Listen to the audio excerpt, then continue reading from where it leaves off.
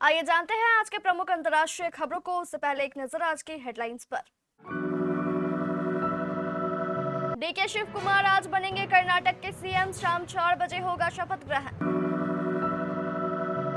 Iran के supreme leader Mustafa Khamenei के जिंदा होने को लेकर क्या बोले अमेरिकी विदेश मंत्री। अमेरिका और ईरान के बीच बातचीत को लेकर ये बोले डोनाल्ड ट्रंप।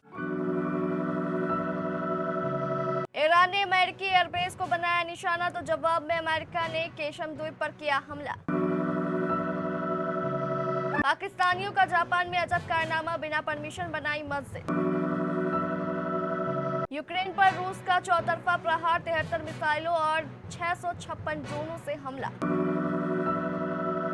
मौत के 3 महीने बाद सुपुर्दे खाक होंगे खामेनेई, आखिरी विदाई देने पहुंचेंगे 2 करोड़ लोग। क्वेटा ट्रेन ब्लास्ट का बदला, पाक सेना ने ढेर किए बीएलए के 17 लड़ाके। सलमान खान को कोर्ट में जवाब देंगे, काला हिरन फिल्म के लिए भाईजान से मिले नोटिस पर बरसे अमित जानी।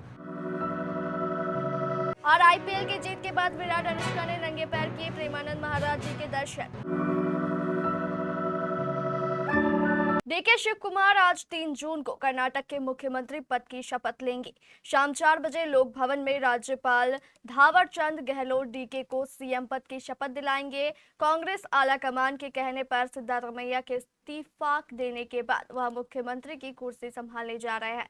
शिव कुमार को शनिवार को औपचारिक रूप से कांग्रेस विधायक दल का नेता चुना गया था। सूत्रों का कहना है कि शिव कुमार के साथ 10 से 12 विधायक मंत्री पद की शपथ ले सकते हैं। मंत्रिमंडल विस्तार इस महीने होने वाले राज्यसभा और विधानसभा परिषद चुनाव के बाद होने की संभावना है। इससे पहले मंगलवार 2 जून को उन्होंने दिल्ली में पार्टी आलाकमान के साथ मंत्रिमंडल को लेकर चर्चा की थी। सिद्धारमैया भी बैठक में शामिल हुए थे। अमेरिका के विदेश मंत्री मार्को रूबियो ने कहा कि ईरान के सुप्रीम लीडर मुस्तफा खामेनेई न सिर्फ जिंदा है बल्कि अब पहले से ज्यादा एक्टिव है। मार्को रूबियो ने मंगलवार को सीनेट की विदेशी मामलों की समिति को बताया, मुझे लगता है कि कुछ संकेत हैं, वो किसी स्तर पर बड़ी भूमिका निभा रहे हैं। ईरानी टीवी के मुताबिक मुस्तफा खामेनेई को लंबे समय से जनता के बीच नहीं देखा गया है। वो अमेरिका और इजराइल के पहले हमले में घायल हुए थे। उसी हमले में उनके पिता अली खामेनेई की मौत हो गई थी। अमेरिकी राष्ट्रपति डोनाल्ड ट्रंप ने उन खबरों को झूठ बताया जिसमें यह दावा किया गया था कि ईरान और अमेरिका के बीच बातचीत बंद हो गई है। राष्ट्रपति ट्रंप ने मंगलवार देर रात को कहा कि ईरान और अमेरिका के बीच लगातार बातचीत हो रही है। हालांकि उन्होंने कहा कि ये बातचीत कहां जाएगी ये कोई नहीं जानता। ट्रंप ने ट्रुथ सोशल पर एक पोस्ट में लिखा, ऐसी खबरें झूठी है जिसमें कहा जा रहा है कि ईरान और अमेरिका ने कुछ दिन पहले बात करना बंद कर दिया। हमारे बीच बातचीत लगातार चल रही है, 4 दिन पहले, 3 दिन पहले, 2 दिन पहले, 1 दिन पहले और आज भी। आईआरजीसी का कहना है कि ये जवाबी हमला था। इससे पहले अमेरिका ने उनके टेलीकॉम एंटीना और ईरानी तेल टैंकर को निशाना बनाया था। उधर अमेरिकी सेंट्रल कमांड ने कहा कि उसने कई ईरानी बैलिस्टिक मिसाइलों और ड्रोन को रोककर उन्हें नष्ट कर दिया। बीबीसी फारसी के मुताबिक सेंटकॉम ने कहा कि उसने पूरे क्षेत्र में हमले करने के ईरानी प्रयासों के जवाब में केशम द्वीप के कुछ ठिकानों पर आत्मरक्षा में हमला किया। जापान के सैटामा स्टेट के कावागोई शहर में बनाई गई मस्जिद विवादों में आ गई है। पाकिस्तानी कम्युनिटी की ओर से बनाई गई इस मस्जिद की शुरुआत जापान में पाकिस्तान के राजदूत अब्दुल हमीद की मौजूदगी में हुई थी। अब इस मस्जिद पर ध्वस्तीकरण का खतरा मंडरा रहा है। स्थानीय प्रशासन ने पाया कि मस्जिद बिना परमिशन के बनाई गई थी और इसमें कानूनी सहमति भी नहीं ली गई थी। कावागोई सिटी हॉल ने इस मामले में स्पष्ट रुख अपनाते हुए कहा कि जिस क्षेत्र में मस्जिद का निर्माण किया गया है वह शहरी विकास नियंत्रण क्षेत्र में आता है। इस तरह के एरिया में स्पेशल परमिशन के बिना किसी भी तरह का निर्माण कार्य बैन रहता है। रूस ने मंगलवार तड़के यूक्रेन के शहरों पर सैकड़ों ड्रोन और दर्जनों मिसाइलों से हमला किया। इन हमलों में 18 लोग मारे गए और 100 से अधिक लोग घायल हुए। यूक्रेन की वायुसेना ने कहा कि रूस ने 656 ड्रोन और 73 मिसाइलें दागी, जिनमें से 8 जुरकान हाइपरसोनिक मिसाइलें थी। जुरकान मिसाइल की मारक क्षमता 1000 किलोमीटर है। इसकी रफ्तार ध्वनि की गति से 9 गुना अधिक है। वायुसेना ने 40 मिसाइलों और 602 ड्रोनों को मार गिराया। कीव के मेयर ने बताया कि राजधानी में रात भर चले हमलों में 6 लोग मारे गए और 3 बच्चों सहित 80 से अधिक लोग घायल हो गए। ईरान के पूर्व supreme leader Ayatollah Ali Khamenei की 28 फरवरी को मौत हो गई थी। उनकी मौत के 3 महीने से भी अधिक ज्यादा समय के बाद उन्हें सुपुर्द खाक किया जाएगा।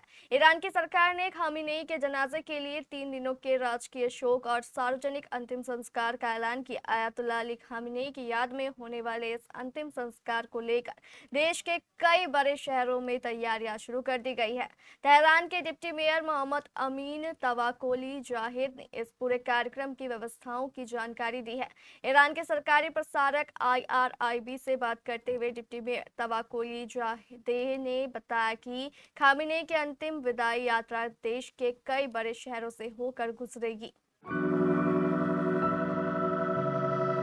पाकिस्तान के बलूचिस्तान में सुरक्षा बलों ने एक बड़ी सैन्य कार्रवाई को अंजाम दिया है। सेना ने पिछले हफ्ते हुए घातक ट्रेन हमले का बदला लेते हुए 17 विद्रोहियों को मार गिराया है। सुरक्षा बलों ने मारे गए विद्रोहियों के ठिकानों से भारी मात्रा में हथियार और गोला बारूद भी बरामद किए हैं। पाकिस्तानी सेना ने मंगलवार 2 जून को इस पूरे ऑपरेशन की जानकारी दी। सेना ने बताया कि विद्रोहियों के पास से भारी तादाद में विस्फोटक और पहले से तैयार किए गए IED भी जब्त किए गए। पाकिस्तानी सेना का कहना है कि इन इलाकों से विद्रोहियों का नामो निशान मिटाने के लिए यह सर्च ऑपरेशन लगातार जारी रहेगा। देश से आतंकवाद को पूरी तरह खत्म करने के लिए आतंकवाद विरोधी अभियान को पूरी रफ्तार से चलाया जाएगा। फिल्म काला हिरन द बैटल फॉर लेगेसी को लेकर छिड़ा विवाद लगातार गहराता जा रहा है। बॉलीवुड सुपरस्टार सलमान खान द्वारा फिल्म के मेकर्स को भेजे गए लीगल नोटिस के बाद अब निर्माता अमित जानी ने खुलकर अपनी प्रतिक्रिया दी है। अमित जानी ने कहा कि यदि सलमान खान इस मामले को अदालत तक ले जाना चाहते हैं तो वह उन्हें कोर्ट में ही जवाब देंगे। उन्होंने दावा किया है कि उनकी फिल्म न तो सलमान खान पर आधारित है और न ही गैंगस्टर लॉरेंस बिश्नोई पर, बल्कि यह बिश्नोई समाज के उन लोगों की कहानी है जिन्होंने अपने अधिकारों और न्याय के लिए लंबी कानूनी लड़ाई लड़ी। बीते मंगलवार 2 जून को विराट कोहली अपनी पत्नी एक्ट्रेस अनुष्का शर्मा के साथ केली कुंज आश्रम वृंदावन पहुंचे, जहां उन्होंने मथुरा वृंदावन के जाने माने बाबा प्रेमानंद जी महाराज का आशीर्वाद लिया, जिसका वीडियो और फोटो तेजी से सोशल मीडिया पर अब वायरल हो रहा है। आश्रम में दोनों ने कुछ समय बिताया और महाराज जी से आध्यात्मिक मार्गदर्शन भी लिया। उनके इस यात्रा को लेकर आश्रम और वहां मौजूद श्रद्धालुओं में खास उत्साह देखने को मिला। दोनों अक्सर किसी न किसी धार्मिक स्थल पर जाते रहते हैं। पिछले कई सालों से अनुष्का शर्मा और विराट कोहली अक्सर वृंदावन आते रहते हैं। दोनों कई बार ये भी कह चुके हैं कि उनके जीवन में अध्यात्म का बहुत महत्व है। उन्हें कई धार्मिक और आध्यात्मिक कार्यक्रमों में साथ देखा गया है, जिसके कारण विराट और अनुष्का लाइमलाइट से दूर रहना पसंद करते हैं।